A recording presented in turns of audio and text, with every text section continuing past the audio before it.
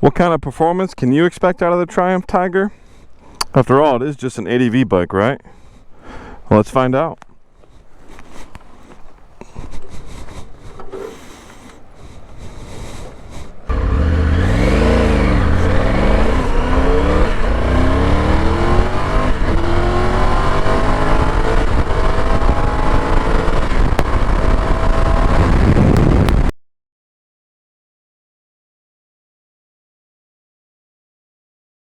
Real quick before we head out, I wanted to go over the suspension adjustments for the Tiger. So the right fork here is your rebound adjustment, and your left side fork is your compression. Now these are real easy. I hope you can see those tabs. They just turn. You don't need any types of tools or anything like that. You just turn them with your hand. So what you need to do is turn them all the way clockwise until they stop. All the way clockwise. Now you can find the settings in your manual, I believe starting on page 156. So for solo, on-road, normal riding, they say 8 clicks counterclockwise. So you go 1, 2, 3, 4, 5, 6, 7, 8. Same on this side.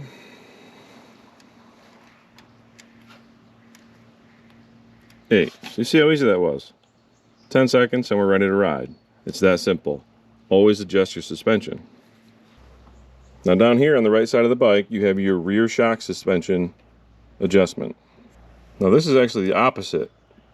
You go all the way counterclockwise and then 10 clicks clockwise. And now you're all set up to ride. And if you're going off-road on the Tiger, your adjustment settings are 18 and 18. Now the settings do differ if you have extra weight, a passenger, if you want to get a little more aggressive, but all that again is in your manual starting on page 156. Check it out. Let's go ride. Now, as you can see, it's a nice upright seating position. There's a lot of leg room. The leg angle, the knee angle is really good, and it's like that for both the low seat height and the higher seat height, which is really nice. Again, I have these rocks risers on here, so my arms are up a little bit. That's mainly for extra height when I'm off-roading, but I do actually like it when I'm sitting on the bike on a long haul. It helps me keep my back straighter. It helps me sit, upright, more forward, so it's more comfortable for me. It is somewhat of a tall bike. In the higher seat height, I can still get my feet down, but it's the balls of my feet. I can't flat foot or anything like that. And one of the first things you notice is how smooth this engine is. This is the 888cc inline triple, and it delivers 94 horsepower and 64 foot-pounds of torque. Now, the newer Tigers that are coming out, the 900s, have, I believe, 106 horsepower. I'm a little disappointed that I missed out on that. I didn't know that when I went and bought this bike, that they were coming out with a bigger engine, or not a bigger engine, but a more powerful engine. Anyway, I still love this bike, and I got about, I think, 500 miles on it now, and it's everything that I hoped it would be. I really feel like third gear is the sweet spot for this bike. It has a really wide range. You can chug it down low, and you can rev it up high, and it gets you in between that about 20 miles an hour range and 60 quite comfortably. For example, we'll go down to about 20. So if you're going through town, you hit a school zone, whatever, you got to go real slow. 22. Yeah, that picks right up, no problem. I wasn't chugging, I wasn't lugging along, and now we're going 60 at under 6,000 RPMs. I mean, that's a really good range. Again, if you're traveling around the back roads, if you're going through town, you got to slow down here and there for a corner or a school zone, third gear is the sweet spot for this bike. And I also love it for when you have to stand, because you don't have to mess around with shifting gears. You have that nice range, and you can just stand here all day and ride the back roads. Oh, I scared that guy.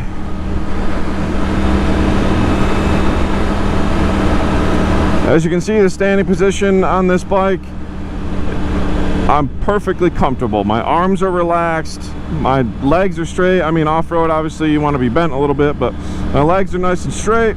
My knees are on the tank, my arms are relaxed. And again, the rack risers do help, but I'm able to grip the tank in a perfect location. I'm able to, I feel like I have complete control over the bike while I'm standing as well.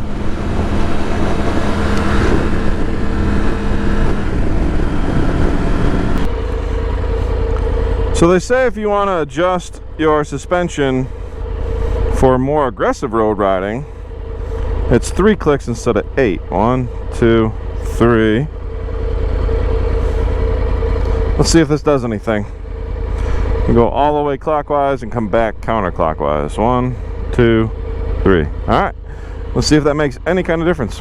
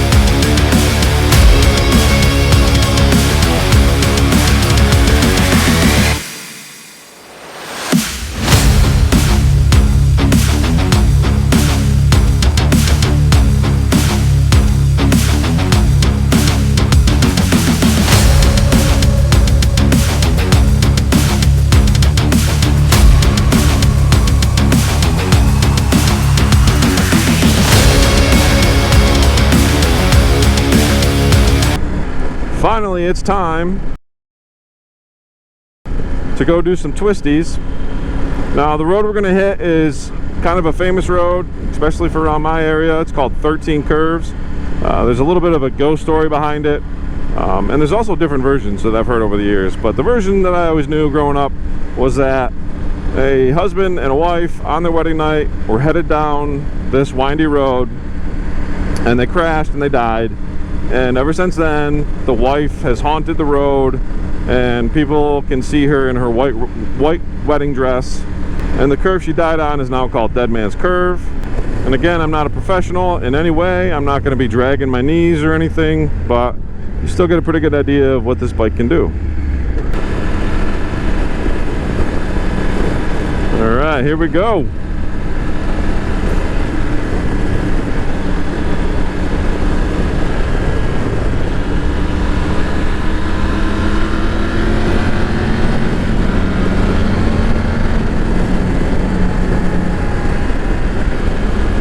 Such a fun road.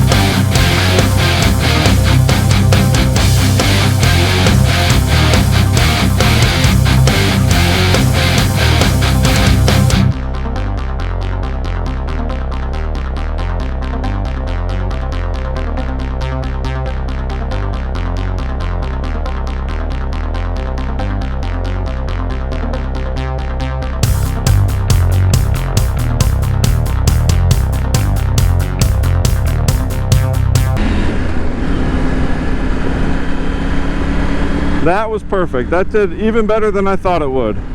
That was so much fun. And again, I'm not a speed person, but I feel like that was pretty fast. You didn't have any problems with the back end bouncing around in turns or anything like that. The suspension was fantastic. The bike felt phenomenal. You felt planted. You didn't feel like you were ever in any danger. You didn't feel like you were ever losing control. That was incredible. So the very first thing you notice on this bike is how confident you are when you're riding it. It's very, as they say, confidence inspiring.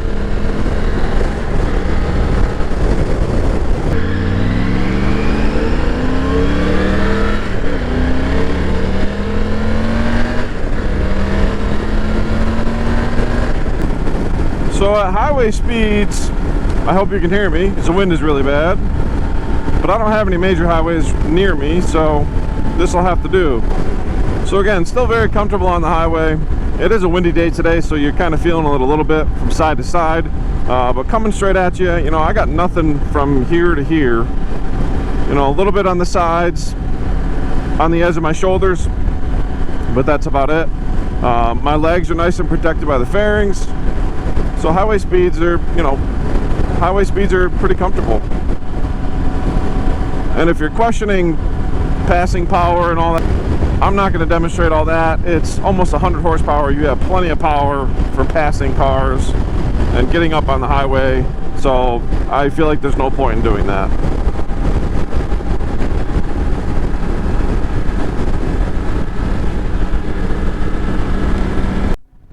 Now when it comes to long distance, I am someone that has never been very comfortable on a motorcycle for longer than a half hour. You know, with some back issues and some other problems, I have never been able to ride a motorcycle for more than a half hour to an hour without having to stop or wanting to stop. I've had every type of bike you can think of, from cruisers to sports bikes to now ADV bikes, and this fits me the best. I love the upright sitting position. I love my feet underneath me, my hands out straight, back straight. This bike allows me to ride the longest out of any that I've ever owned. So if comfort is an issue for you, if you've had problems in the past, at least for me, this bike has done the trick. But I think it will make an awesome commuter and an awesome long trip bike. Let's see how we do with braking. Let's see how good these Brembos can do.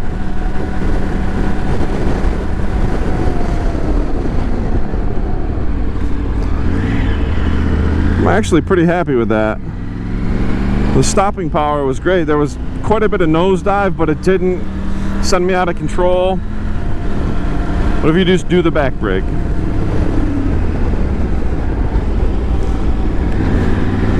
So I did get a little bit of kickback with the ABS, but that's what you want. You want that feedback. It's not bad.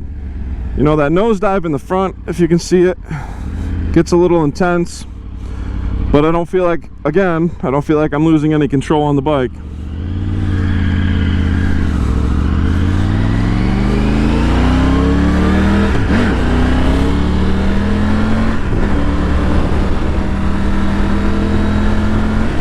It's just a lot of fun. You can just ride all day and play around.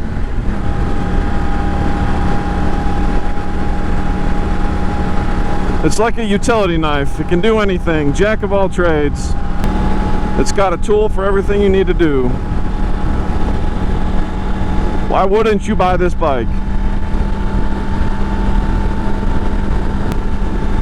You know, this bike actually makes me want to get out there and ride. I've had other bikes where it's nice to have, you know, if I want to go for a ride here and there, if I want to commute to work, it's great. This bike, I just want to get out there just to get on it and have fun. And that's very important. That's what you want in a motorcycle, especially if you're going to go and spend $20,000. You want something that's going to put a smile on your face when you're having a bad day.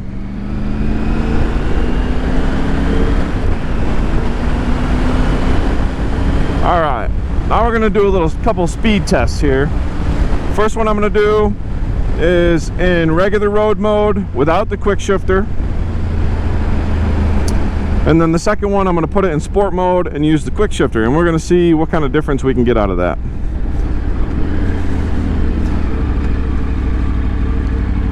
All right, and go.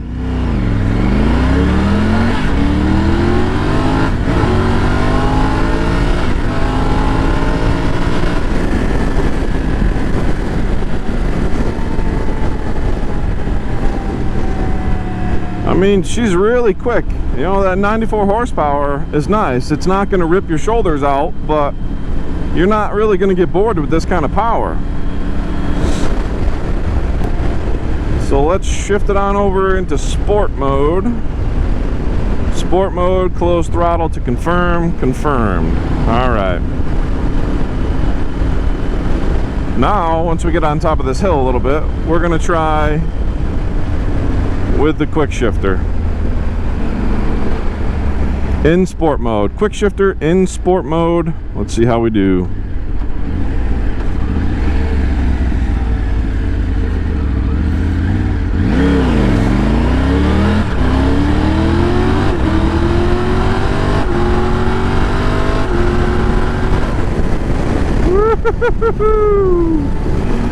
Yeah, baby.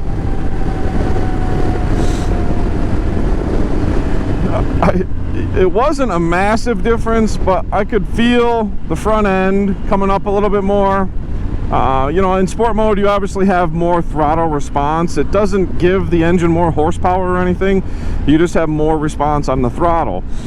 So you definitely did feel it a little bit. And I'll tell you what, that quick shifter is amazing. It's so smooth. You know what? If you don't know what the quick shifter does, is it allows you to switch gears without taking your hand off the throttle or engaging the clutch. Now for this bike, you can use the quick shifter both upshift and downshift. Some bikes you can't use it on the downshift. The one difference is when you're accelerating, you have to keep on the throttle. If you take off the throttle, it won't shift. Now when you're downshifting, when you're decelerating, you have to take your hand off the throttle or it won't shift. I really didn't think I would care about the quick shifter because I like using the clutch. I like the feedback. I like the manualness of the shifting. Is that even a word, manualness? I don't know. But the more and more that I use that quick shifter, the more I am so glad that I have it. Is it necessary? Absolutely not. You know, it was developed for racing to save them milliseconds on the track. But it's a nice feature.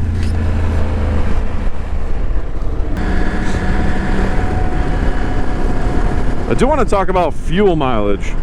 So they say you're supposed to get about 50 miles per gallon. That has not been the case for me. Of course, I do a good amount off-road and I don't exactly ride it conservatively. So where are we here? See, right there. My average mile per gallon is 42. It's not bad. It's not too far off. And hopefully that will go up. You know, I've only had a couple tanks of gas run through this thing so far. So we'll see how that changes. But as of right now, 42 miles to the gallon, which puts you right about the 200 mile range, a little over 200 mile range. So what are my final thoughts on this bike? Honestly, I know I'm starting to sound like a Triumph fanboy, but I really feel like there is nothing that this bike can't do, and I absolutely love it. There's very few things that I have found that I don't like about this bike. So what does this bike do well? It's got the right amount of power, it's got awesome comfort, it's got all the tech and features, it corners well, it brakes well. You can get out there and lean it in the corners. You feel very confident on this bike. You never feel like you're not in control. You can ride it for hours and hours. I mean, again, why wouldn't you buy this bike? I've never been on this bike and not had a smile on my face, and that should tell you something right there. Again, I'm not a speed demon, I'm not out there hooliganing, and I don't need 1000cc R1 crotch rocket. I want the versatility. I want to be able to go off-road. I want to be able to go on-road. I want to be able to go on long trips and put luggage on the back. So if that sounds like you need to check out this bike. I know it's expensive, but trust me, from someone who has bought so many different bikes over the years, trying to find the perfect one, not wanting to spend a whole bunch of money, telling myself that I can make what I have work, telling myself that I don't need all this, I don't need to spend that much money. Well, it's not true. Guess what? I ended up here anyway. I wish I had done this years ago. I've never been more happy. Please, please, please check out the Triumph Tiger. Again, if off-roading, long distance traveling, carrying luggage, going moto camping is what you're looking for, and every now and then you want to go rip it up on the track or through curves and twisties and play hooligan, this is the bike for you.